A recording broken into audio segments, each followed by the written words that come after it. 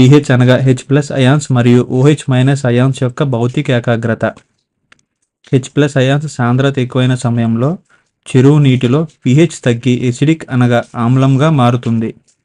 దీని వలన చెరువులో ఆక్సిజన్ లెవెల్స్ తగ్గుతుంది. ముఖ్యంగా DO డిజాల్వ్డ్ ఆక్సిజన్ వంటి కాంప్లికేషన్స్ వస్తాయి. ఇది పరోక్షంగా ఆల్కనీటిలో ఉన్న కార్బనేట్స్ CO3 మీద ఆధారపడి ఉంటుంది. కార్బనేట్స్ 0 ఉన్న ట్యాంక్లో pH ఫ్లక్చువేషన్స్ ఎక్కువగా వస్తాయి.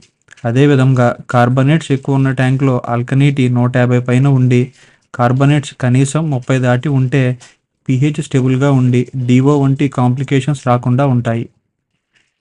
OH- అయాన్స్ ఎక్కువగా ఉండడం వలన చెరువులో pH స్టేబుల్గా ఉండి ఆల్కనీటి మరియు DO వంటి కాంప్లికేషన్స్ రాకుండా ఉంటాయి.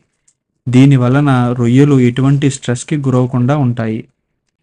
ఈ విధంగా pH స్టేబుల్గా ఉండి ఆల్కనీటి సరైన స్థాయిలో మెయింటైన్ అవ్వడం వలన రొయ్యలు మౌల్టింగ్ సరిగా అయ్యి రొయ్యల యొక్క గ్రోత్లు బాగుంటాయి. రొయ్యలు ఎటువంటి స్ట్రెస్కి గురవకుండా యాక్టివ్గా ఉంటాయి. చెరువులో pH పెరగడానికి AG లైమ్, PVC లైమ్ మరియు డాల్మైట్, సోడియం బైకార్బోనేట్ వంటివి వాడతారు.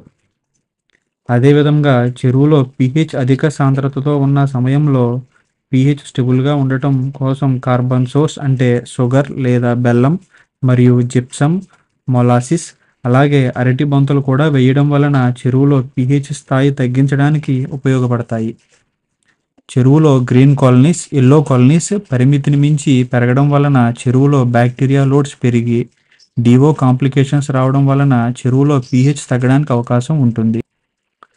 అలాగే చెరువులో పొట్టు రొయ్య ఉండడంతో DO ఎక్కువగా వినియోగించడం వలన pHలో హెచ్చుతగ్గులు ఏర్పడతాయి.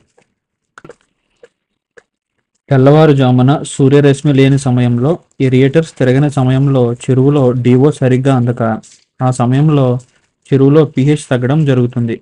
అటువంటి సమయంలో చెరువులో లైమ్ అప్లికేషన్ ఇవ్వడం వలన చెరువులో pH పెరిగి DO సరైన స్థాయిలో ఉండి రొయ్యలకు త్వరగా ఉపశమనం కలుగుతుంది.